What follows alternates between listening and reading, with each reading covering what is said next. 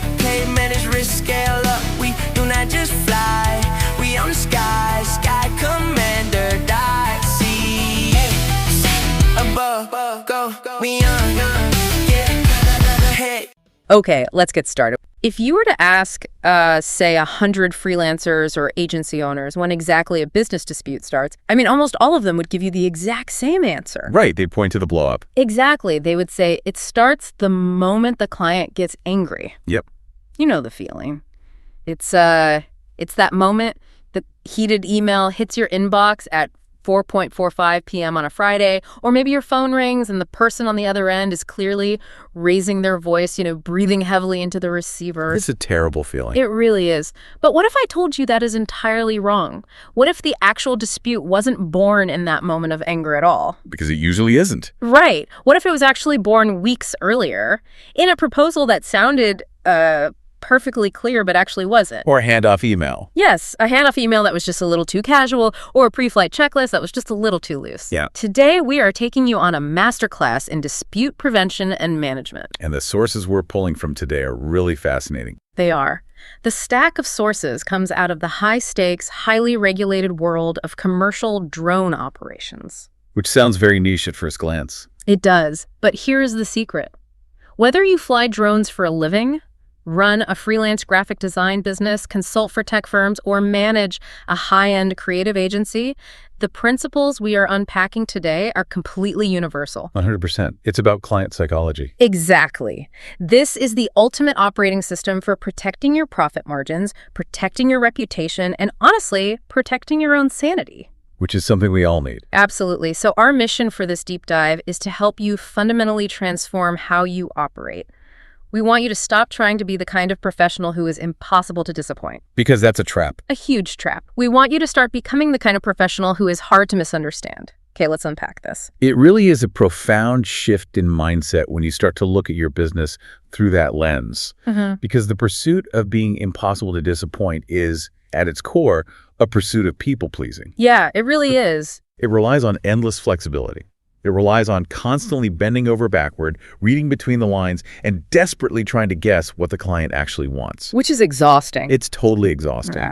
But becoming hard to misunderstand is a structural pursuit. It is about engineering precision into your daily workflows. Making it a system rather than a feeling. Exactly. If we look at the core truth of why disputes actually happen, we find that they are very rarely born from malice. Right. Nobody's trying to be the villain. Exactly. You do not usually have an evil, mustache-twirling client rubbing their hands together, plotting to steal your time and ruin your weekend. Though it can feel like that sometimes. Oh, absolutely, if he feels like that in the moment. And on the flip side, you don't have an incompetent scam artist operator actively trying to rip a client off. Instead, disputes are almost always born from a mismatch. An expectation gap. Yes. They're born from interpretation risk. Two perfectly reasonable, decent, smart people can walk away from the exact same phone conversation with completely different understandings of what was just agreed upon. And they both think they're right. Because they are right in their own minds. And because both sides feel entirely reasonable in their assumptions, both sides eventually feel deeply wronged when those assumptions clash. The client thinks, well, I hired an expensive expert. Obviously, they should know what I need without me having to spell it out. And the operator thinks, I delivered exactly what the written contract said. If they wanted more, they should have asked. And the tragedy is, both of those stories feel absolutely true to the person telling them. They really do. I love how the sources frame this because it takes the emotion out of it. It's not about someone being right or wrong. It's about two different realities. And that brings us to this incredible concept from our reading called the movies in our heads. This is such a powerful visual. It is. So before a job even starts, you and your client are essentially sitting in a mental cinema together, but you are staring at completely different screens, watching completely different movies. Playing at the exact same time. Right. Let's ground this in the drone world. The client is sitting there eating popcorn, and in their head, they are watching a polished, high-end real estate video with sweeping cinematic reveals, perfectly timed music, and stunning golden hour lighting. Or if it's an industrial job. Yeah, they are watching a forensic millimeter-perfect roof inspection where every single cracked tile is automatically highlighted in red and cataloged in a beautiful PDF. They're watching a movie entirely about outcomes. Outcomes, yes. But you, the operator, Your movie is a gritty, behind-the-scenes documentary. You are watching a movie about process. You're sweating the details. Exactly. You are visualizing flight times, battery cycle management, restricted airspace authorizations, visual line of sight limits, post-production rendering hours, and weather constraints. The client sees the magic trick, but you see the trapdoors, the pulleys, and the mirrors. That's a great way to put it. And bridging that gap between the outcome movie and the process movie is the entire game. If you don't actively align those two movies before you start the job, you are flying blind into an expectation gap. Precisely. An expectation gap is simply the mathematical distance between what one party expects to receive and what the other party actually intends to provide. It's just math. It is. And what I appreciate about these sources is that they don't just leave it as a vague philosophical concept. They break this down to 8 highly specific expectation gaps that plague independent professionals. Let's systematically examine these, because recognizing them is really the first step to neutralizing them. Let's do it. The first is the outcome gap. This happens when the client expects one literal result and you deliver another, even if your delivery is technically flawless. Give us an example of that. Sure, imagine a client asks you for inspection photos of a large manufacturing facility. In their mind, they are expecting extreme, defect-focused close-ups of specific rust spots on an HVAC unit. They want the macro details. Right. But you, the pilot, deliver beautiful, wide, contextual images of the entire facility from 4 different cardinal directions. Because that's what you thought they meant by inspecting the facility. Exactly. Nobody lied here. You didn't fail to fly the drone. But the specific outcome the client needed for their engineering decision-making process is entirely missing. And the pilot is probably sitting there thinking, these are the highest resolution, crispest photos I've ever taken, while the client is furious because they can't see the rust. It's a total disconnect. And that leads right into the second one, which is the quality gap. This one is a classic language trap, especially for creatives. Language is so tricky. It really is. Let's say a client says they want cinematic footage. To the client, the word cinematic carries massive weight. It means a fully edited, color-graded storytelling piece with a narrative arc, sound design, and pacing. Like a Hollywood movie trailer. Right. But to the drone pilot, cinematic is just a flight style. It simply means the drone movements were smooth, the gimbal didn't jerk, and the lighting was decent. So you have the exact same word, but an entirely different standard of quality attached to it. Exactly. Which is why relying on adjectives instead of deliverables is so dangerous. And that danger multiplies when we hit the third gap, the coverage gap. This is a massive one, and it happens across almost every industry, not just drones. Oh, definitely. Imagine a client says, "We need you to shoot the site." To you, the operator, the site means the main construction yard where the building is going up. That is what you looked at on Google Earth. That is what you priced out. That is what you planned your battery life for. But to the client?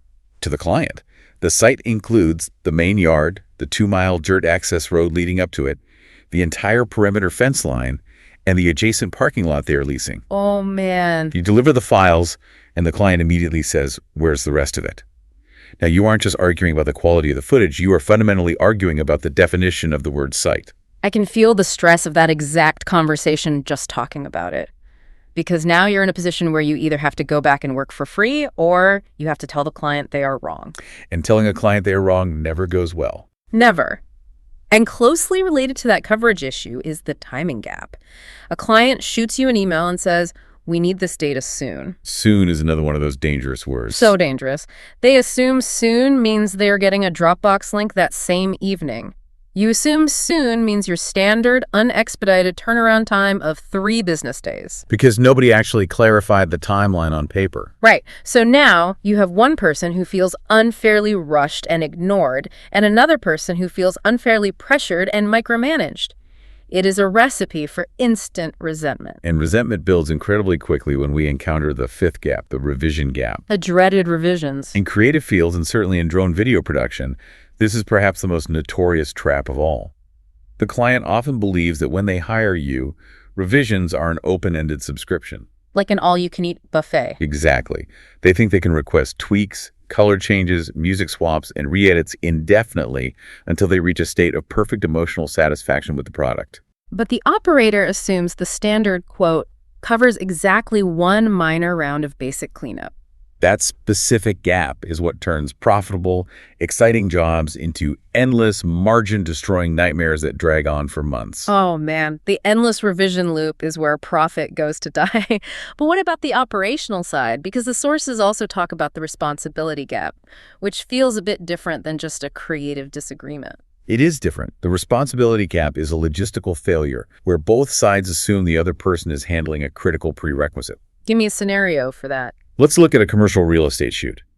The drone operator assumes the client has secured site access, spoken to the security guards, and notified the property manager that a drone will be flying. Makes sense. But the client, on the other hand, assumes the drone operator, being the highly paid expert, handles all local permissions, tenant notifications, and gate access. Well, what happens? The day of the shoot arrives, the pilot pulls up, and nobody can get through the front gate because security has no idea who they are. Each side instantly blames the other for the wasted morning. That is a nightmare. And that seamlessly bleeds into the risk gap. Yes. Clients hire experts because they want their problem solved magically. They don't want to know how the sausage is made. So they often assume your technology is basically infallible. They assume the drone solves everything. Exactly. They don't factor in that a drone camera cannot see through a whiteout blizzard, or that severe afternoon glare on a solar panel array completely ruins the thermal data. Or that 35-mile-per-hour wind gusts mean the flight is grounded entirely. Right. They assume you, the operator, own all the physical risk. But you know the reality of the physical world. If you don't communicate those constraints before the job, they don't see it as a scientific limitation. They think you're just making excuses when the weather stops the job. That is a critical distinction. They view environmental realities as professional failures. Which is just so unfair, but true. And finally, that brings us to the eighth and deepest gap, the value gap. This is the underlying current beneath almost all financial disputes. It always comes down to money. Always. The client evaluates the job based entirely on the business result they get out of it. If they paid $3,000 for what amounted to a 10-minute flight, they might feel ripped off if they don't understand the back end. While the operator is looking at it totally differently. Exactly. The operator evaluates the job based on their effort, their regulatory compliance, the cost of their expensive gear, their insurance premiums, and the years of specialized skill it took to fly that safely. You are pricing your work based on your operational reality. They are judging the price based on their emotional perception of the final result. And when those two value models don't match, every single conversation about money becomes incredibly tense and defensive. Okay, so we have these 8 massive traps waiting for us. Outcome, quality, coverage, timing, revision, responsibility, risk, and value. It's a minefield. It really is. But if I'm playing devil's advocate here, if I'm a freelancer, my instinct is that I want the client to like me. I want them to think I'm easy to work with. I want repeat business. Naturally. So if they say, hey, can you just shoot the site for us? My instinct is to just say absolutely no problem and figure it out later. I feel like if I hit them with an interrogation about all 8 of these gaps right out of the gate, I'm going to scare them away. Isn't there a danger in being too rigid? What's fascinating here is the underlying psychology of why these gaps are allowed to form in the first place, which is exactly what you just described. Because we want to be nice. Right. Why do professionals leave things vague? Very often, it is a profoundly misguided attempt to be nice. Vague scope feels very convenient at the beginning of a relationship. It feels flexible. It feels friendly. It feels like you are being low friction and easy to work with. It feels like good customer service. But the sources provide a brilliant, hard-hitting realization. Vague scope is just borrowed peace. You are borrowing peace in the present moment, and you will absolutely pay for it later with massive interest in the currency of confusion and conflict. Vague scope is borrowed peace. That hits hard because it's so true. When you use soft, accommodating language instead of precise structural language, you are essentially providing a blank canvas. You're allowing both sides to project their own completely different assumptions into the exact same friendly sentence. When you say, sure, we can grab a few clips of the property, that sounds incredibly friendly, but it is a delayed conflict trigger just waiting to explode. Because what is a clip? Exactly. Are those clips raw? Are they edited in 4K? Is the property just the main building or the whole 10-acre lot? Are they for social media reels or are they going into a legal engineering report? The client has their movie, you have yours. Yes. The danger of being nice is that it completely masks disagreement. It invites massive scope creep because every little extra request, hey, while you're up there, can you also grab this? Can you just add some text overlays here? Feels tiny on its own. But together they double your workload. They absolutely do.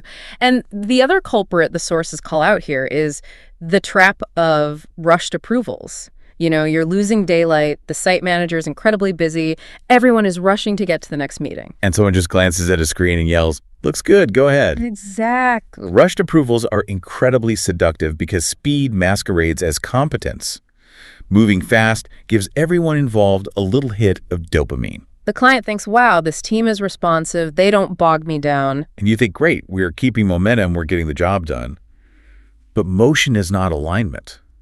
A rushed approval is technically valid. They did, in fact, say the words, "go ahead," but it is psychologically unstable. Psychologically unstable. Under intense time pressure, people skim. Right. They don't read the exclusions. They don't internalize the operational limitations you've sent them. They just want the immediate obstacle removed from their desk. They just want to check the box and go home. Spot on. And here is where the trap snaps shut. 3 days later, when they were sitting in a quiet office with their morning coffee, reviewing your final invoice or opening the delivered files, their analytical brain fully engages. The rush is gone. Exactly. They start noticing all the granular things they glossed over during the rush. They realize the coverage wasn't what they thought, or the format is wrong for their software. That is the exact moment when friendly cooperation turns into bitter grievance. And the root of all of this, the absolute core issue, is the phrase I assumed. The most dangerous words. It is quite literally the most expensive phrase in business. The client assumed editing was included. You assumed they knew it wasn't because it wasn't line itemed. The whole strategy for preventing disputes isn't about giving bigger apologies or being better at customer service. It is about making assumption harder. Making it structurally difficult to assume. Yes. Tiny structural clarity beats large emotional reassurance every single time. And the sources give us 5 specific control points, 5 literal gates we can put up in our workflow to choke out assumptions before they can even breathe. Let's walk through them. Control point number 1 is the proposal. So many freelancers treat the proposal as just a glossy sales brochure. Which is a mistake. It's not. It's your first and most important dispute prevention tool. The biggest fix here is replacing broad, marketing-friendly names with exact cold deliverables. No more gold drone package. Right. Don't write gold drone package. That means nothing. Right. 1 60-second edited highlight video using 4K footage restricted to the approved mission area. You have to be that specific. Don't just write property coverage. Define the mission area visibly. Use a marked up screenshot from Google Earth or a map with a thick red line drawn around it. I love that. A visual boundary. A picture of a boundary makes it physically impossible to argue later about what the site meant. And perhaps most counterintuitively, you have to state what the output is not for. That is brilliant. You have to write, this imagery is for visual marketing documentation only. It is not for engineering sign-off, photogrammetry, or hidden defect guarantees. That explicit separation of output from use case is a true masterstroke. It definitively fences in the utility of your work. But equally critical in the proposal stage are your assumptions and exclusions. What do you mean by that? You must systematically surface the hidden conditions that your pricing relies upon. If your quote assumes the job requires only one site visit, normal weather conditions, and that the client contact will be on site and available to grant gate access at 8:00 a.m., you must write that down under a bold header called pricing assumptions. Because things always go wrong. Because if those assumptions break, say, the client contact oversleeps and is 2 hours late, or it starts pouring rain halfway through, you now have a documented, unemotional baseline to explain exactly why the price or the timeline must change. It protects you from eating the cost of their mistakes. Exactly. Furthermore, you must explicitly name the review contact. Who is the specific human being authorized to approve this work and trigger the final invoice? Oh, this is huge. If you don't define this up front, you invite a phenomenon called stakeholder surprise, where a random regional manager steps in at the 11th hour with entirely different expectations, throws out the work, and demands a redo. That stakeholder surprise is the worst. When you've been talking to the marketing director for 3 weeks, and then suddenly the CEO swoops in and says, I hate drones, why didn't we use a helicopter? It's maddening. It happens all the time. So that's the proposal. Control points 2 and 3 happen right before and during the actual execution of the work. The pre-job confirmation and field checklists? Memory drift is a real issue here. A proposal is great, but as we know, memory drifts. If you booked the job a month ago, the client has forgotten half of what they agreed to. The pre-job confirmation is just a short, bulleted email you send 48 hours before you roll out. It freezes the scope. Exactly. It freezes the scope. It reminds them of the specific objective, the exact deliverables, the turnaround time, and those key assumptions we just talked about.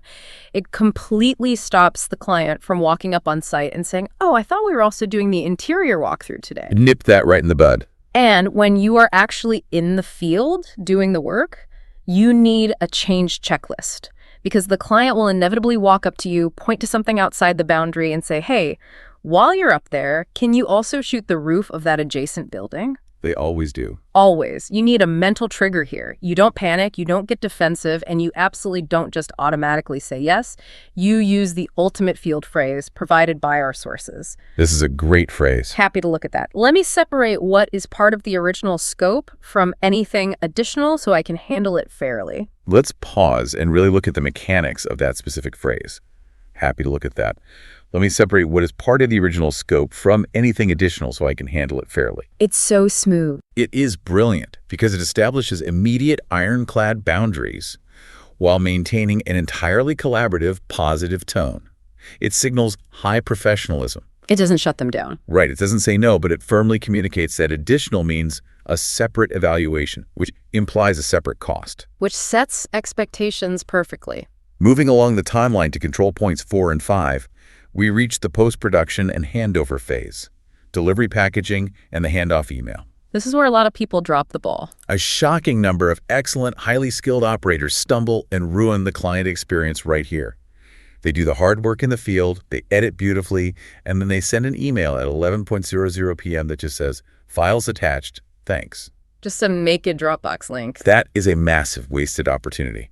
You must organize the delivery package for the reviewer's psychology, not for your own convenience. Create clear, labeled folders. Separate the raw source clips from the final approved exports. Make it idiot-proof. Label things logically, like O1 final video for social and O2 raw B-roll. If a busy executive opens a chaotic, unorganized folder full of cryptically named files like DJI 0045 V2 final, they will feel instantly frustrated and overwhelmed before they even look at your beautiful imagery. And that mood affects everything. Make no mistake, that administrative frustration heavily colors their perception of your creative quality. Here's where it gets really interesting, because the handoff email isn't just a digital courier dropping off a package.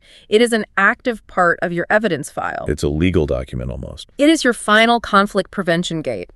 A professional handoff email does 4 very specific things. First, it confirms exactly what is being delivered, matching the proposal. Closing the loop. Second, it reminds the client of the intended use case, re-anchoring them to the original scope so they don't judge a social media video by engineering standards. Right. Third, it actively guides their review by telling them exactly which file to open first. And fourth, crucially, it sets a hard acceptance deadline. This is the most important part. You add one simple, polite sentence.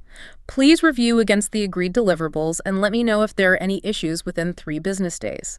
Unless I hear otherwise, I'll treat the package as accepted and close out the project file. That tiny sentence is incredibly powerful.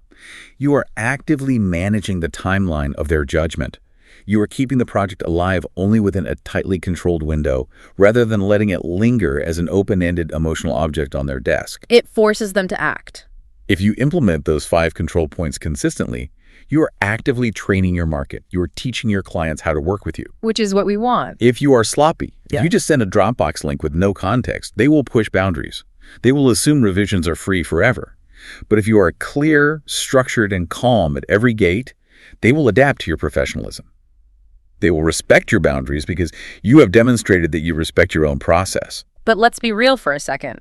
You can have the most bulletproof handoff email in the world. You can have the folders perfectly organized.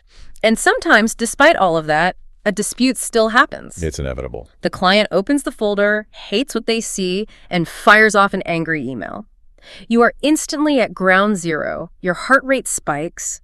You read the email. This is entirely unusable. We paid for a full inspection, and these are just pretty pictures. We need a refund immediately. The panic sets in. Your immediate physiological instinct is to defend yourself.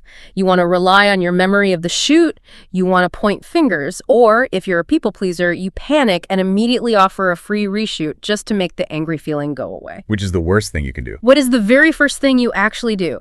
The sources are clear. The first rule, the absolute unbreakable law of dispute management, is go to the scope. Go to the scope. Do not go to your emotions. Do not go to their tone. Pull the original agreement, pull the deliverables list, and pull the written assumptions. The psychological reason you must go to the scope before you type a single word is that in the heat of a complaint, facts blur and emotions heavily amplify. You need a factual anchor. You need to ground yourself. When you pull up the scope, you aren't just skimming it to find a gotcha clause to hit the client over the head with. You are reading it like an impartial investigator. Looking at the evidence. You look at the stated objectives, the strict boundaries of the deliverables, the change history, did they casually ask for extras on site that weren't documented, and the defined finish line.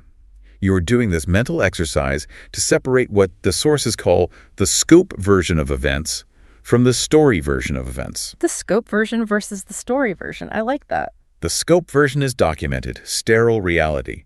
We agreed in writing to 25 exterior photos of the Norse elevation, delivered in JPEG format. Simple facts.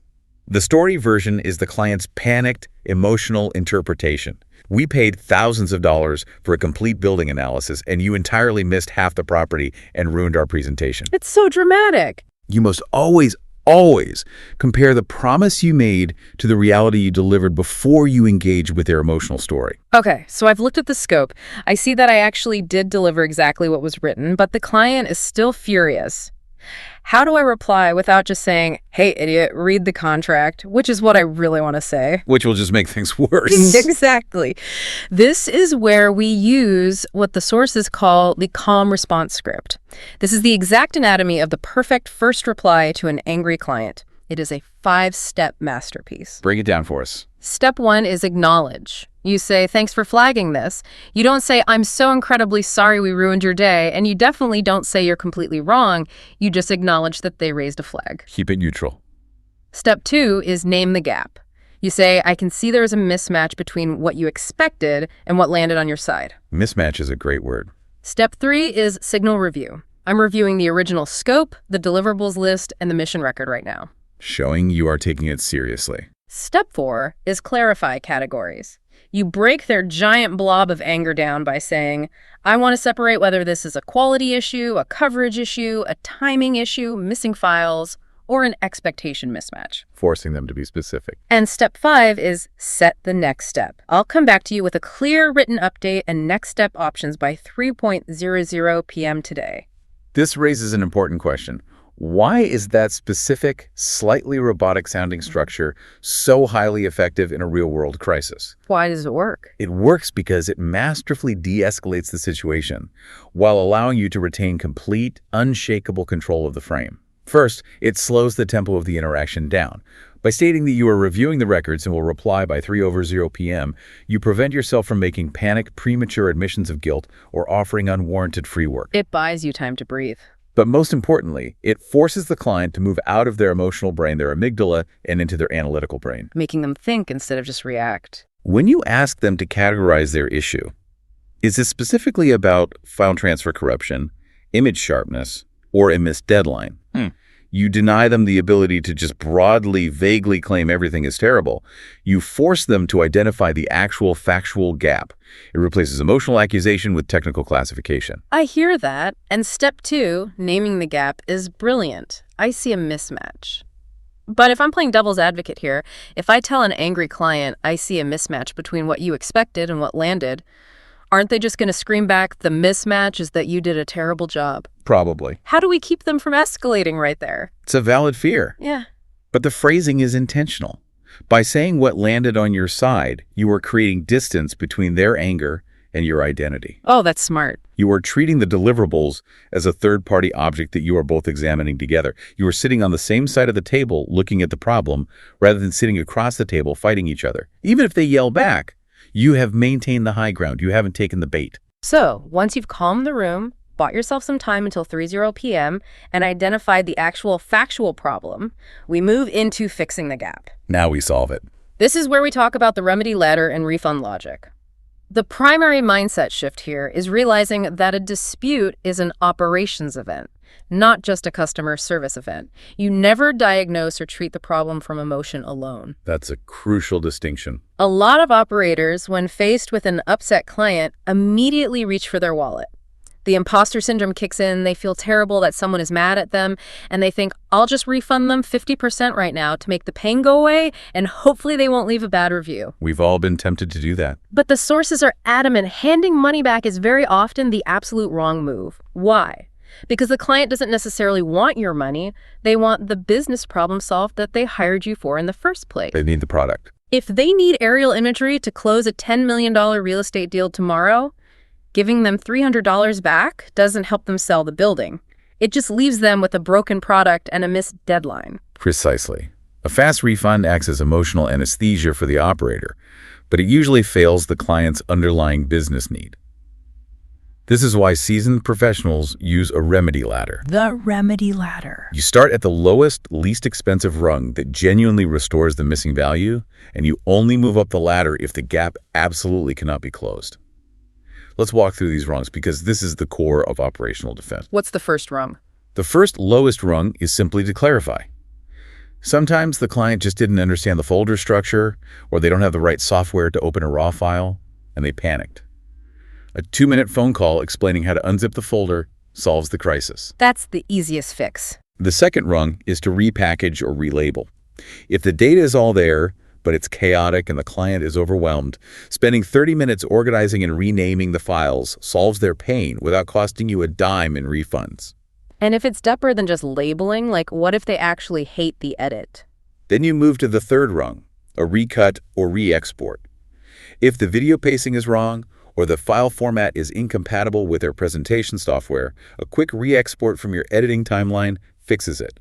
It requires desk time, but zero new field time. Desk time is always cheaper than field time. The fourth rung might be offering supplemental stills pulled from the existing 4K video footage to cover a missing photo requirement. Only at the very top of the non-refund ladder do you offer a limited reshoot. And how do you present these options? The language you use when presenting these remedies is crucial. You don't beg for forgiveness. You don't say, I'm so sorry, please let me fix this. You say, I can provide a corrected export in the appropriate format for the agreed use case by tomorrow morning. It is calm, bounded, and rigorously professional. I love the idea of the remedy ladder because it gives you a playbook. You don't just jump to the nuclear option. But let's say the gap genuinely can't be fixed with a quick recut. Say you missed a critical shot of the roof entirely and the client's deadline passed. We have to talk about refund logic. The hard stuff. Because giving money back hurts, and there is a massive internal friction we all feel when doing it. The rule is, if you do have to offer a refund, it cannot be based on how angry the client is. Volume does not equal discount. Exactly. Their volume does not dictate the discount. The refund must be tied strictly to the unresolved portion of scoped value. This is so important. If you completed 80% of the project perfectly, they got the interior video, they got the exterior photos, they got the 3D map, but you missed one specific twilight photo that cannot be recreated, you do not refund the whole $3,000 invoice. You calculate the specific value of that one missing photo, and you refund that portion, say, $200. Because you still deliver the rest of the value. Right. And you always have to weigh the cost to cure versus the refund. If fixing a labeling issue takes you 2 hours of desk work, sit down and do the desk work rather than refunding $1,000. Never use a fast refund to buy your way out of an uncomfortable conversation. It's a weak move. It might make you feel better today, but it trains the client that your boundaries are incredibly weak, and it often leaves them with a broken product anyway. There is also a very specific, highly dangerous scenario in this phase, known as the stakeholder surprise trap. We touched on this briefly, but let's dive into the psychology of it. Please do. This occurs when the person who hired you, say the marketing manager, the person who approved the scope, and the person who you've been working with all week, is perfectly happy with the deliverables. They love the video. Okay, so far so good. But 2 days later, a new reviewer, a senior executive, a lead engineer, or a partner in the firm steps in, looks at the work, and declares it utterly wrong because they were expecting a completely different standard or a completely different output. That is just gut-wrenching. Operators constantly panic here. The imposter syndrome flares up, and they immediately assume they failed the quality test. Think, oh no, the CEO hates my work. I must be a terrible pilot. When really it's not their fault at all. They did not fail. This is not a quality failure on your part. It is an internal standard mismatch on the client side. The marketing manager failed to align with their own CEO. So what do? You must not offer a free, unlimited redo to solve their internal communication breakdown. You politely clarify the original scope, point out the new requirement from the CEO, and price it as a brand new expansion of work. Which perfectly sets up the dreaded conversation about going back out to the site. When a client casually says, hey, can you just go back and grab a few more shots? Alarm bells should ring in your head. Loud alarm bells. Because a reshoot is not just grabbing a few shots. A reshoot is a brand new, massive operational event. It requires mobilization, driving across town, new weather risks, new battery management, field time, and a whole new post-production cycle. It's basically a whole new job. The sources break reshoots down into 4 distinct types, and how you handle them dictates whether you stay profitable or go out of business. Type 1 is corrective. This is your clear miss. You had the shot list and you forgot shot number 4. You own this. You have to fix that. This visit should be free, but, and this is key, it must be strictly bounded to just that missing shot. You do not reflight a whole site. Right, just get what you missed and leave. Type 2 is shared condition. The weather turned unexpectedly, or the client's site escort was an hour late and you lost the light. This is usually a shared cost scenario. We both got hit by reality. Let's split the mobilization fee. That's fair. Type 3 is expectation shift. The client sees the footage and realizes they actually want a completely different angle now. This is a 100% billable add-on. And type 4 is the stakeholder surprise we just talked about, which is also a 100% billable add-on. The trap operators fall into here is agreeing to the casual language clients use. While you're there, or it should be quick, just throw the drone up real fast. Oh, I hate that phrase. Just throw the drone up. If you agree vaguely to that, you're stepping right back into the free redo trap.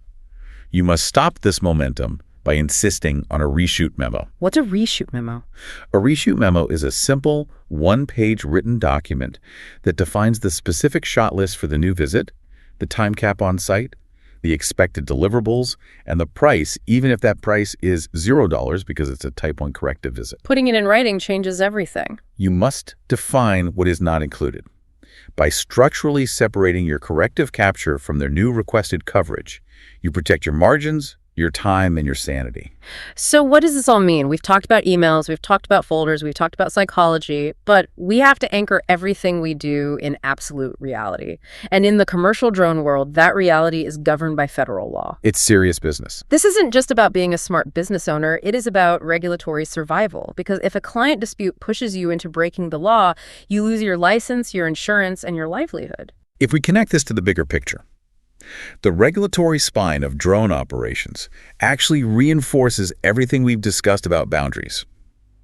Safety and legal compliance are not customer service scripts that you can bend to make a client happy. You can't compromise on safety. A client can rent your aircraft, and they can rent your time, but they cannot rent your regulatory responsibility. In the United States, under FAA Part 107, the remote pilot in command you is the final and absolute authority on the flight, period. Not the client. Not the client. If a client is breathing down your neck, demanding a cinematic sunset reshoot, hovering directly over rush hour traffic to make a video pop, and it violates airspace authorizations or operations over people rules, you cannot fly carelessly just to appease their marketing vision. Because it's your license on the line.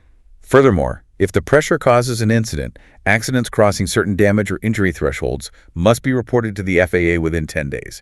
You cannot sweep a safety event under the rug just because a client is in a hurry and doesn't want the paperwork. They will try to pressure you, though. They will. You also need to actively educate clients when necessary. For instance, knowing that the trust certificate is only for recreational hobbyists. Commercial work requires a Part 107 certificate, and LANC authorization is a mandatory for controlled airspace. You can't just fly low and hope nobody notices. Exactly. Ignorance of the law is not a defense, and my client made me do it is definitely not a defense. Is there? And for our operators up in Canada, operating under CARS Part 9, the rules are incredibly explicit, especially regarding documentation. That is very strict on this. Very. You have to maintain flight records showing exactly who flew, when, and where for 12 months, and maintenance records for 24 months. If a client challenges you in a severe dispute or tries to claim you never did the work or flew recklessly, your logs are your star witness. They save your skin. Critically, let's talk about incidents. If you are flying and the drone clips a tree branch, even if it doesn't crash, even if it just wobbles and recovers, CAR 901.49 demands that you immediately cease operations. You have to stop right then. You must stop flying, analyze the incident, take corrective action, and keep a record of that analysis for 12 months. Now, imagine a client is standing next to you, losing their mind, yelling, "It barely touched. Finish the job. We're losing the light. We're paying you by the hour." It's a high-pressure situation. It is, but their business urgency absolutely does not override federal aviation law. You have to have the backbone to ground the aircraft. And for those in Canada, you also have to be keenly aware of the upcoming 2025 framework changes. The new regulations. Yes, these changes are expanding privileges for EVLOS extended visual line of sight sheltered operations and lower risk BVLOS, which is beyond visual line of sight. And why does BVLS matter in the context of a client dispute? Because clients read headlines. They sure do. A client might read an article about drones flying miles away and suddenly start demanding you fly your drone completely out of your visual line of sight to get a continuous, sweeping shot of a 3-mile pipeline. Thinking it's just a software update or something. You can't just nod and do it to be nice. You have to stop and anchor them to your specific certificate. You have to say, under lower risk BVLS rules, I need a visual observer stationed here, and specific hardware, which wasn't in our scope or our safety plan.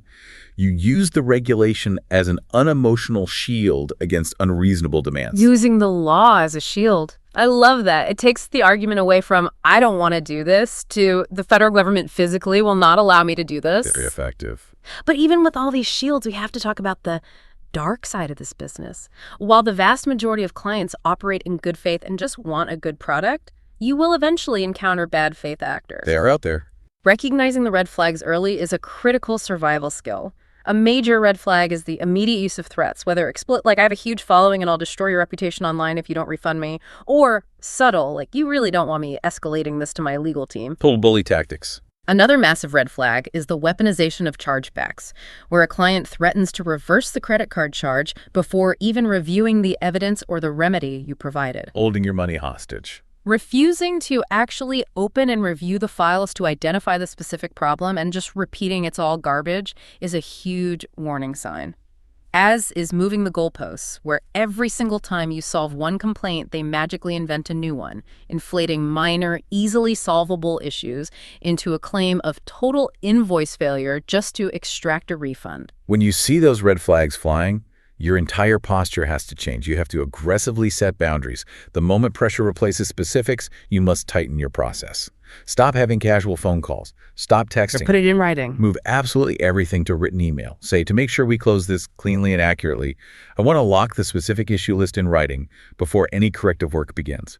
Refuse vague expansions. Don't let them string you along. If they keep demanding more, under the guise of fixing the original problem, you say, I'm happy to address the original gap we identified regarding the roof photos. Any additional coverage needs to be handled as a separate work order. Protect the boundaries. You have to protect your reputation, but remember this vital distinction. A good professional reputation does not mean you have zero complaints. A good reputation is built entirely on how you behave under friction. The ultimate rule for managing these bad faith actors is stay high, stay clear, stay boring. Stay boring. That might be the best advice in the entire deep dive, because when someone is attacking your work, you want to be exciting. You want to write a blistering Aaron Sorkin-style monologue email destroying their logic. But boring is the operative word, and boring wins disputes. You absolutely do not match their anger. You do not write emotional multi-paragraph essays defending your honor as a creator. As much as you want to. You provide calm, factual, repetitive, and documented responses. By staying boring, you look infinitely stronger, and critically, you deny the angry client a clean villain story. They can't paint you as the crazy one. They cannot go to their industry network and say you are unhinged, defensive, or unprofessional if your entire paper trail consists of calm, proportionate, scope-based responses. You starve their anger of the oxygen it needs to survive. That is so true. And part of this professional maturity is knowing that not every client relationship is meant to be saved. There are 3 distinct levels of ending a relationship cleanly. Let's hear them. Level 1. You finish the current work to the letter of the contract, and then you silently accept no future work from them. You're just too busy next time they call. The soft field. Level 2, you narrow the relationship. You tell them you will only work with them moving forward with strict 100% upfront deposits, no rush jobs whatsoever, and fully written, signed scopes. High friction for high maintenance. Level 3, full, immediate disengagement. You close the current issue, perhaps offer a calculated partial refund just to sever ties, and explicitly state in writing that you are not a fit for their future operational needs. Just cut the cord. But through all 3 levels, you never write the anger email. You never gossip to the local industry about them. You control your own story with brief, boring, professional summaries. To bring this all together, the overarching thesis of everything we've unpacked today is that true professionalism isn't about being universally nice and accommodating, nor is it about being ruthlessly tough and argumentative. It's a balance. Professionalism is the application of emotional control combined with commercial precision. You now have the exact toolkit required to turn vague, dangerous, wildly different client expectations into structured, manageable reality. Your goal, every single time you engage with a client, from the very first email to the final handoff, is to aggressively close the gap between what is imagined in their head and what is agreed upon in ink. It is entirely about building a proactive operating system that catches misunderstandings when they are cheap in the proposal phase, rather than paying for them when they're catastrophically expensive in the field or in a legal dispute. Every proposal you write, every checklist you use, and every handoff email you send is a mechanism for clarity. Exactly. Which leaves us with a final provocative thought for you to mull over as we wrap up. Our sources make a brilliant, somewhat haunting point at the very end. Every proposal, checklist, and handoff email you send actively trains the market around you. Clients are always learning. Clients learn your operating style incredibly quickly. If you are sloppy about boundaries, if you do free reshoots, if you answer texts at midnight, they will test for more. If you are precise, boundaried, and calm, they will respect the structure. So if your current systems are actively teaching clients how to treat you, what exactly is your business teaching your clients today? And what bad client behavior are you unknowingly funding with your own precious time and mental health? Think deeply about that before you hit send on your next proposal. That's a wrap on today's mission, Commander. See above, go beyond, get ahead. For more training, tools, and intel, head to skycommander.ca. If you learned something new, share it, subscribe, and leave us a 5-star debrief.